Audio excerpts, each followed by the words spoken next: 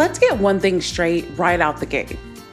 Having a hobby isn't some cute little flex you list on a dating profile to look interesting. Hobbies are a whole mental health power move. So let's look into what science says about hobbies, why they're powerful for your mind, body, and spirit, and how to get started with one even when life feels chaotic, overwhelming, or like it just won't let up. Welcome back to Savvy Psychologist. I'm your host, Dr. Monica Johnson. Every week on this show, I'll help you face life's challenges with evidence-based approaches, a sympathetic ear, and zero judgment. Look, I know a lot of us were raised to think that rest is earned and joy is conditional, but baby, that's a lie.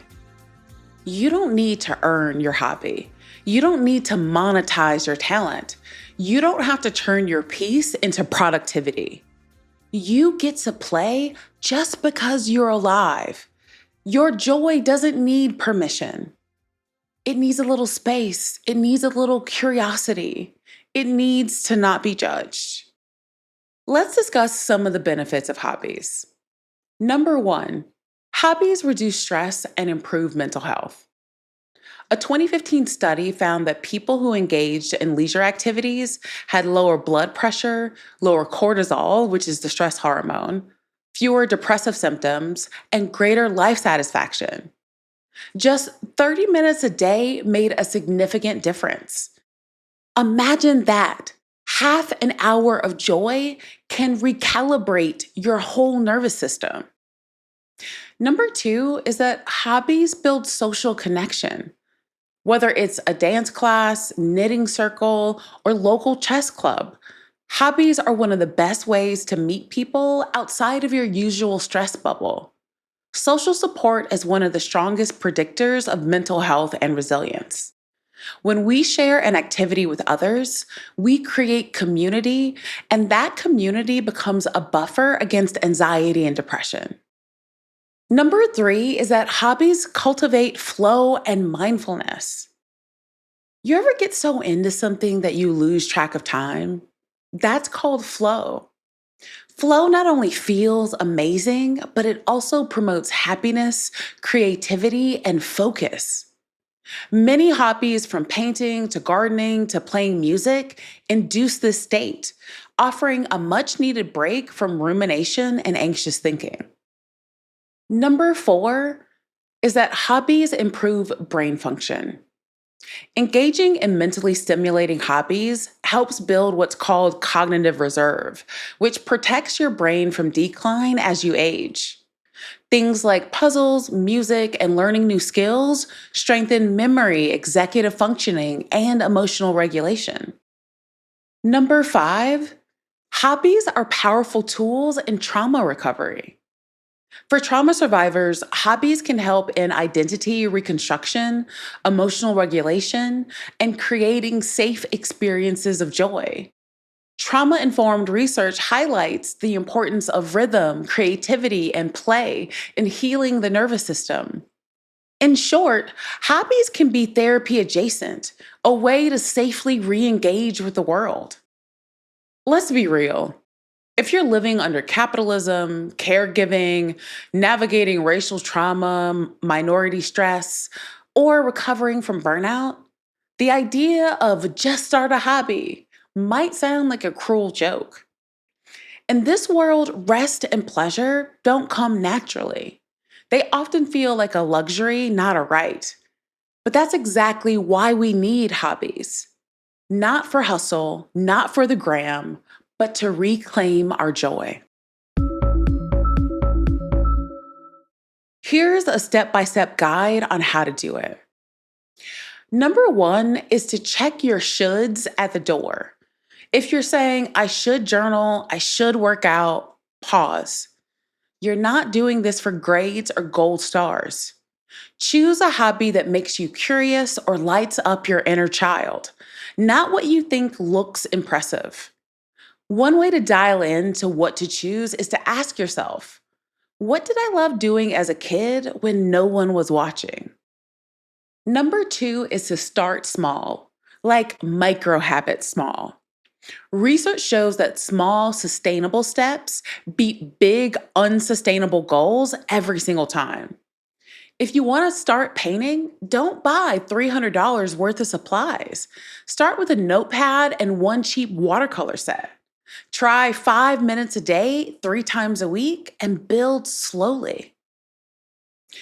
Number 3 is to make it low stakes and imperfect. Perfectionism is a hobby killer, especially if you've internalized messages that you need to be exceptional to be worthy. Let this be your messy space. Research shows that leisure activities lose benefits when they become performance driven. Your motto should be, this doesn't have to be good, it just has to be mine. And please don't look to any of the social medias. I watched a video that broke my heart because this woman wanted to stop coloring because she didn't color as well as others who posted on TikTok. This is exactly why they say that comparison is the thief of joy. It's coloring. If you like it, do it. Coloring outside the lines isn't only for kids. Number 4 is to attach it to something that you already do. This is called habit stacking. So you want to connect the hobby to an existing routine. You can crochet while watching TV, spend 15 minutes practicing the piano while waiting for the oven to preheat, or color while you're waiting to pick up your child. Number 5 is to create a ritual or cue. The brain loves predictable structure, so create a cue that lets you know it's hobby time. Light a candle, put on a playlist, have a dedicated chair. Give your nervous system the memo. This is your time. Setting the mood isn't only for smooshy times. Number 6 is to join a community if you want. Accountability combined with connection often lead to sustained motivation. Join a class, online forum, or local group.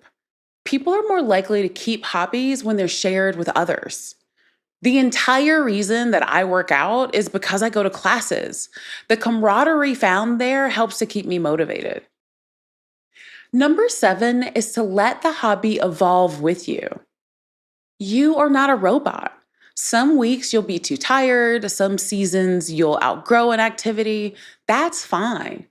Let your hobbies reflect your humanity, not your productivity. Sometimes one hobby is like your whole identity. I knew people who picked up guitar and then they became that guitar guy and they had a deep love for it. Others of us have multiple hobbies that come in and out of our lives, and that's okay too. Let me say it plain. You deserve pleasure that doesn't need to be monetized, validated, or optimized. Doing things that feed your spirit and are completely yours is a necessary component of life. So pick up the paintbrush, the pen, the seeds, fix that old car, or dance in the living room like the rent is paid and your ancestors are cheering you on. Because they are. What's your hobby? Let me know. You can contact me via Instagram at GuideMindPsych or via my email at psychologist@quickanddirtytips.com. The Savvy Psychologist is a Quick and Dirty Tips podcast. It's audio engineered by Steve Rickyberg. The director of podcasts is Holly Hutchings.